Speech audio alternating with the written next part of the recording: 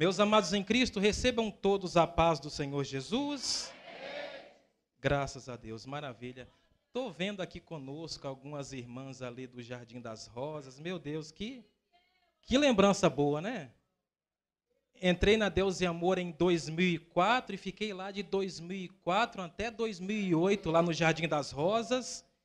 E aprendi tanta coisa boa, tem tanta irmã que orou, que intercedeu pelo nosso ministério. Está ali nossa irmã Josefa, que eu gosto tanto. Deus abençoe a vida da irmã, a vida da família dela. Agora a gente está para esse lado de cá. Já quase desde 2008 estamos aqui, para o lado aqui do Grajaú, e Deus está dando vitória também. Dando vitória para o lado de cá, para o lado de lá, e a vitória é nossa pelo sangue de Jesus. Meus amados, quando eu subi aqui no púlpito, eu nem esperava que eu ia receber uma oportunidade para dar uma pequena saudação aqui hoje, e eu fiquei perguntando para Deus ali, quando eu fazia a minha oração, o que falar com esse povo, Deus? O que falar com esse povo? E para você saber se quem está falando com você é de Deus ou não é de Deus, tem uma forma muito simples de você descobrir. E que forma é essa? É simples. Se a pessoa falar com você aquilo que você está querendo ouvir, então não é Deus que está falando. Mas se a pessoa falar com você aquilo que você precisa ouvir, aí você vai saber que é Deus que está falando por intermédio daquele que fala com você. Essa é a melhor forma de você saber de onde está vindo a palavra, a inspiração do céu. E Deus pediu para que eu falasse com os irmãos acerca de sinceridade. Sinceridade. A porta que abre os céus, o prato que cabe em qualquer mesa. Quem não gosta de sinceridade, né? Tem pessoas que terminam um relacionamento por falta de sinceridade. Quando a pessoa descobre que o outro está mentindo, que está enganando, ela diz, não. Se está mentindo para mim agora, quando eu estou namorando, imagina depois que eu casar. Não, para mim não serve. Então a pessoa já abre mão. Por quê? Porque ninguém suporta uma pessoa que não é sincera. Ninguém suporta. E quanto mais Deus, para você receber as coisas de Deus, as coisas do céu, principalmente numa vigília, tem que ter sinceridade dentro de você. Tem que ter sinceridade. Se não tiver sinceridade, esquece. Você vai sair vazio da maneira que você chegou. Já percebeu que tem pessoas que elas vêm para cá e ao invés de elas virem para uma vigília, parece que está vindo para um fórum ou para uma delegacia? São pessoas que vêm como delegados ou como juízes, que vêm para julgar, para condenar e para apontar. E fica só olhando de um lado para o outro para ver a roupa que o outro está usando, a roupa que o outro não está usando, mas não presta atenção no que está sendo falado, não presta atenção no que Deus está dizendo. E aí depois, quando pergunta por que é que não se encheu, por que é que Deus não levantou, não sabe dizer o porquê. Mas é porque veio para olhar, para reparar, para condenar, para apontar. Mas se você vier para adorar, para glorificar, para ser sincero diante de Deus, você sai daqui transbordando de azeite e da presença daquele que tudo pode. Aleluia, louvado seja Deus. Deus tremendo na terra. Eu tenho 15 minutos para falar acerca de sinceridade, mas eu não vou nem usar esse tempo todo. Em Jeremias 18, nem precisa ficar de pé. Em Jeremias 18, diz assim: a palavra do Senhor que veio a Jeremias dizendo, levanta-te, desce à casa do oleiro, e lá te farei ouvir as minhas palavras. E desci à casa do oleiro, e eis que estava fazendo a sua obra sobre as rodas. Versículo 4. Como o vaso que ele fazia de barro se quebrou na mão do oleiro, tornou a fazer dele outro vaso, conforme o que pareceu bem aos seus olhos fazer. Esse é Deus. Esse é Deus, aquele que ama a sinceridade. Meus amados, quando o oleiro ele está trabalhando na olaria, na construção, elaborando os seus vasos, ele primeiro vai até a matéria-prima. Então os oleiros de antigamente, eles desciam para um rio, e lá na margem do rio, eles iam de lá na margem e arrancavam a argila, que seria a matéria-prima que iria fazer os vasos. E depois que ele já tinha juntado toda a argila necessária para que fosse feito então os vasos, lá ia ele então amassar e deixar a argila no ponto certo para começar a fazer a sua obra. E quando ele ia fazer isso, de um lado, está lá o balde com toda a argila que ele iria usar naquele dia. Na sua frente, uma roda que ele fazia, em cima, uma espécie de uma outra roda. E à medida que ele ia pedalando aquela pedaleira, a roda de cima ia girando. E ele, com toda a habilidade que Deus lhe deu, ele ia com as suas mãos manipulando e fazendo o vaso da maneira e da forma como ele queria fazer. Do lado de fora da olaria, havia o forno e havia a lenha lá queimando, para que no momento em que o vaso estivesse pronto, o oleiro então pegasse aqueles vasos, levasse para dentro daquele forno. E depois que o forno assasse, cozinhasse, aquele barro então ele estava pronto. E quando ele saía de lá, ele receberia os outros retoques que estava faltando. Iria passar então a tinta, ele iria dar todo aquele acabamento de bordado final para então vender as suas peças. Mas acontecia que quando ele colocava os vasos lá dentro do forno, a última etapa para assar, para ficar pronto, muitos acabavam se rachando. Só que tinha vasos que eles aguentavam o calor da fornalha e permaneciam intactos. Então o que o camarada fazia, o oleiro? Ele pegava o seu estande de vendas, colocava lá do lado de fora, ia lá, pegava aqueles vasos que ele assou lá dentro do forno. E lá vai o oleiro agora. Lá vai ele. Ele pegava aquele vaso que trincou, aquele vaso que rachou, que deu rachadura, que não suportou o calor do forno.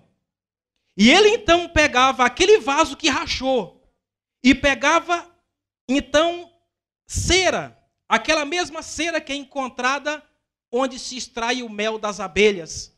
E ele pegava aquela cera e ele passava aquela cera na trinca dos vasos. E depois que ele passava aquela cera na trinca dos vasos, e os vasos então estavam prontos. Aquele que passou pelo forno e ficou inteiro, como aquele que passou pelo forno e se rachou, depois que passava a cera, parecia que estava igual que não era rachado, mas não estava. Ele estava apenas camuflado com cera. Então o que ele fazia? Depois que ele pintava os dois, ninguém sabia mais discernir qual é o que tinha sido rachado e estava com cera e o que era normal, o que estava perfeito. Então o que o oleiro honesto fazia? Ele colocava de um lado os vasos que entrou no forno e saiu inteiro, e colocava do outro os vasos que entrou e deu trinca na hora que estava sendo assado. E ele pegava duas placas, e nenhuma placa ele colocava sem cera, para dizer que aquele vaso ali não tinha cera. Então ele saiu na última etapa e passou por todas as etapas e permaneceu intacto. Então seria aquele que iria ser cobrado um valor maior. Mas aquele que rachou, mas estava igualzinho que não rachou e ele pintou, ele por honestidade, ele colocava uma placa lá na frente também, com cera. Então está lá a placa com cera e sem cera. Justamente dessa placa com cera e sem cera, que surgiu e se originou a palavra sincera. Então, sincero quer dizer sem cera. É aquele vaso que está ali, mas que não foi colocado cera nele. Ele está perfeito. Mas aquele que está com cera, ele colocava a placa com cera. E o que ele fazia? Ele pegava aquele vaso com cera, que estava igualzinho o outro, e ele pegava e cobrava um valor 3 vezes ou 4 vezes inferior ao que estava perfeito. Vamos supor que aquele que rachou, ele olhou e disse, não, esse aqui eu não posso cobrar muito caro. Esse aqui eu vou cobrar R$3 porque ele está rachado. Mas esse aqui que não rachou, que saiu perfeito, não, esse aqui eu não vou cobrar 3, não. Esse aqui eu vou cobrar 10, vou cobrar 15, vou cobrar 20. E era assim. Agora, deixa eu explicar para você aonde é que isso se encaixa na nossa vida. Amados, nós estamos hoje aqui dentro da olaria de Deus. E aqui, desde o menor até o maior, todos que estão aqui nessa noite são vasos de Deus. E estão dentro da olaria do Pai. Só que existem vasos que estão trincados e que estão caseiros, e você olha e não percebe. Você pensa que ele está perfeito, só que ele está com a cera lá. O oleiro que fez, ele olhava e sabia qual era o que tinha cera e o que não tinha. Mas quem chegava para comprar não sabia. Deixa eu dizer uma coisa para você. Quando Deus ele diz que assim sois vós na minha mão, ó casa de Israel, falando daquele vaso, daquele barro, Deus ele faz isso na nossa vida. Ele nos pega estragado, nos pega destruído, nos pega arruinado. E ele vai nos manipulando com a sua mão, com a sua habilidade, até fazer de nós um vaso de honra para que ele possa usar. Só que no momento em que muitos estão prontos, eles não sabem que existe um batismo que todo vaso tem que passar. E João falou sobre isso. João disse, olha, aquele que vem após mim, eu não sou digno nem de desatar as sandálias dele. E aquele que vem após mim, é ele que vos batizará com o Espírito Santo e com fogo. O vaso, para ele ficar pronto, para ele ser aprovado, ele tem que passar pelo fogo. Só que muitas das vezes, quando nós estamos sendo manipulados e somos levados para o fogo, e esse fogo é uma simbologia do pecado, é uma simbologia do mundo, das dificuldades, das lutas. Muitos, diante do pecado, diante da luta, diante das dificuldades, diante das aflições do mundo, acabam ficando com rachaduras, com sequelas, porque não suportam o calor. Só que Deus, amados, ele é tão bom, ele é tão bondoso, ele é tão misericordioso, que ele não age como os compradores agem. Porque aqueles que iam lá para comprar aquele vaso, iria colocar dentro daquele vaso 3 coisas preciosíssimas na época, que era azeite, que era vinho e que era água. A água muito preciosa, precisava escavar mais de 1000 quilômetros para encontrar água. E o que não dizer do vinho que era encontrado nas grandes mesas dos reis? E o que não falar do azeite? Quem nunca ouviu falar da história do azeite que multiplicou no vaso da viúva? Pois bem, 3 elementos preciosos que Deus quer colocar dentro dos seus vasos: água, azeite e vinho. Só que quem era inteligente não comprava o vaso com cera para colocar esses 3 elementos preciosos, porque sabia que com o tempo poderia vazar. E quando fosse lá procurar o produto estocado, vazou e foi embora. Se perdeu o precioso que tinha dentro do vaso. Então a pessoa ia e comprava o vaso perfeito, porque sabia que se colocasse uma coisa preciosa lá, quando fosse procurar, iria encontrar. Só que Deus ele foi diferente. Quando Deus ele estava passando para negociar na casa do oleiro, e ele olhou para mim e olhou para você e viu os vasos com cera e os vasos sem cera, qual era o vaso que era dado maior valor? O vaso sem cera.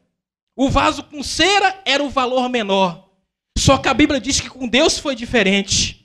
Porque a Bíblia diz, porque Deus amou o mundo de tal maneira que deu o seu Filho unigênito, para que todo aquele que nele crê não pereça, mas tenha vida eterna. Quando Deus chegou para negociar a nossa vida, para tirar a nossa vida da mão do cão, sabe o que ele fez? Ele deu o maior preço, ele pagou o maior preço. E pagou o maior preço por quem? Pelo vaso perfeito? Não, pelo vaso imperfeito, para o vaso rachado, que era eu e que era você, que vivia por aí às escondidas, disfarçando, enganando e tapeando a uns e a outros. Mas deixa eu dizer uma coisa para você: Deus, meus amados, ninguém consegue enganar e tapear. Nós conseguimos enganar a nossa namorada, a nossa noiva, a nossa esposa, o nosso patrão, o nosso pastor, a nossa pastora, os nossos amigos.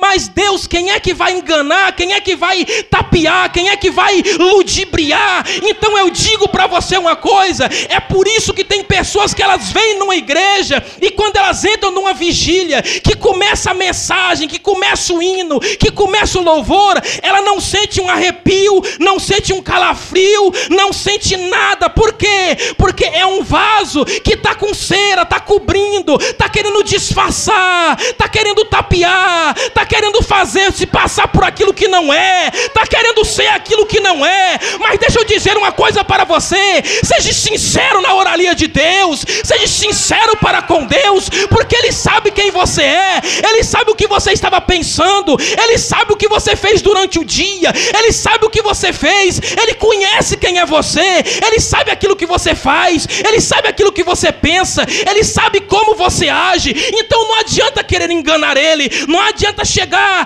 dobrar o joelho na igreja e fazer aquela oração de me engana que eu gosto, porque Deus, Ele está olhando para você, Ele está vendo a rachadura e Ele está vendo que você está tentando colocar cera para encobrir os defeitos, para encobrir as iniquidades, os pecados. Não adianta, meu irmão, não adianta, minha irmã, tem que ser sincero diante de Deus, tem que ser sincera. Mas irmão, se está rachado, quem é que vai querer usar um vaso rachado? Meu filho, minha filha, Deus, Ele é diferente do oleiro, porque depois que Ele colocava no forno e esquentava, estragou, não adiantava mais.